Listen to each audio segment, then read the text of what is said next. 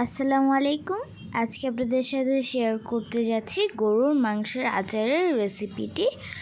আর এই আচারটা অসম্ভব মজা, আপনারা অবশ্যই একবার ট্রাই করবেন। নিজের রেসিপি বলে বলছি না, আসলেই অনেক টেস্টি আর সংরক্ষণ করা যাবে অনেক লম্বা সময় পর্যন্ত। আর মাঝে মাঝে রোদে দিলেই হবে, অনেক বেশি ঝামেলা নেই তৈরি করতে। আর আপনাদের ফ্রেন্ডস অ্যান্ড ফ্যামিলির অনেক হেল্পের জন্য রেসিপিটি শেয়ার করুন। মাংসের আচার তৈরি করার জন্য এখানে নিয়েছি 400 গ্রাম গরুর মাংস। ঠিক এরকম ছোট ছোট করে কেটে ভালো মতো ধুয়ে নিয়েছি। আর এখানে হাড় ছাড়া মাংস নিয়েছি আর চর্বির স্লাইসটা আলাদা করে নিয়েছি। চেষ্টা করবেন এরকম ছোট ছোট করে স্লাইস করতে, এতে করে তাড়াতাড়ি কুক হয়ে যাবে।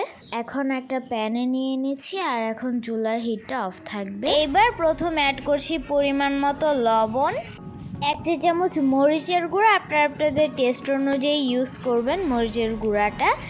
1 চা চামচ হলুদের গুঁড়া, 1 চা চামচ ধনে গুঁড়া, 1 চা চামচ জিরার গুঁড়া, 1 চা চামচ আদা বাটা, আর 1 চা চামচ রসুন বাটা, 1 চা চামচ গরম মশলার গুঁড়া। আর এখানে নিয়েছি 1 কাপ সরিষার তেল।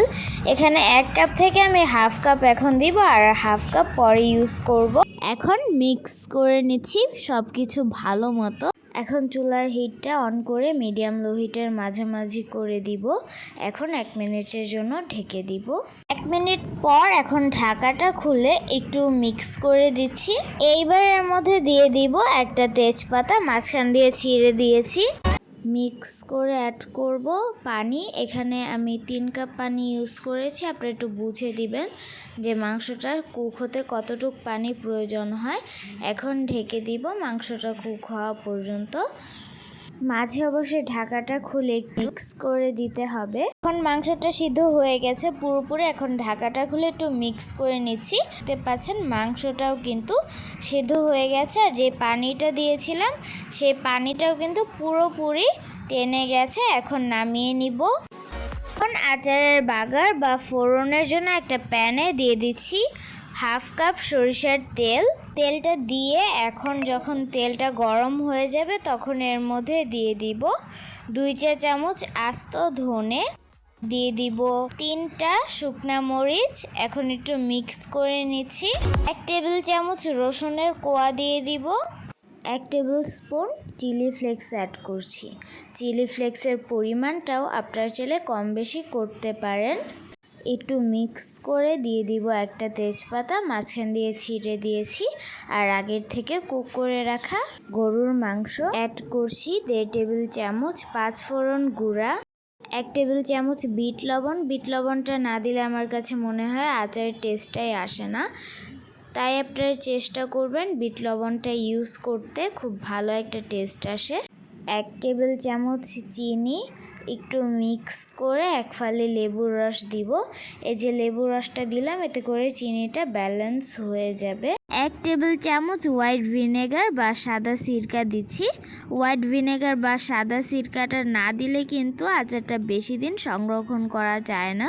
1/4 কাপ কাঁচা আমের আচার। আমের আচারটা যদি ঘরে না থাকে তাহলে আপনারা তেঁতুলের মার বা তেঁতুলের আচার বা জলপাইয়ের আচারটাও ইউজ করতে পারেন। এখন সব কিছু ভালো মতো মিক্স করে নিচ্ছি। এখন আরও 1 মিনিট মিক্স করে রান্না করব। 1 মিনিট পর এখন দেখতে পাচ্ছেন মাংসের আচারটা কিন্তু হয়ে গেছে আর রসুনগুলো গলে গেছে। আর একটা টিপস দিই আপনাদেরকে, যখন আচারটা রান্না করবেন, যখন ঢাকবেন, তখন ঢাকনাটা খুলে পাত্রেই কিন্তু ঢাকনার পানিটা ফেলে দেবেন না, না হলে কিন্তু আচারটা নষ্ট হওয়ার অনেক বেশি চান্স থাকে। আরও একটা টিপস দেই, যখন আচার রান্না হয়ে যাবে সাথে সাথে অন্য একটা পাত্রে ঢেলে ফেলবেন, না হলে আচারটা নষ্ট হওয়ার বেশি চান্স থাকে। তো খুব সহজেই তৈরি হয়ে গেল টেস্টি গরুর মাংসের আচার। এখন সংরক্ষণের ব্যাপারে আসি। যদি সংরক্ষণ করতে চান তাহলে যে কোনো এয়ারটাইট ক্লিন জারে ভরে আপনারা বাহিরে রেখে 6 মাস সংরক্ষণ করতে পারবেন। মাঝে মাঝে রোদে দিলেই হবে। আর যদি ফ্রিজে রেখে দেন তাহলে রোদে দেওয়ার ঝামেলা তো নেই, আর সারা বছরও সংরক্ষণ করতে পারেন। রেসিপিটি অবশ্যই ট্রাই করবেন, আপনাদের কাছে অবশ্যই ভালো লাগবে। আর ভালো লাগলে একটি লাইক দিবেন আর আমাকে কমেন্টস করে জানাবেন। আপনাদের ফ্যামিলি অ্যান্ড ফ্রেন্ডের হেল্পের জন্য শেয়ার করবেন। সবাই অনেক অনেক ভালো থাকবেন, সুস্থ থাকবেন, নিরাপদে থাকবেন। আল্লাহ হাফিজ।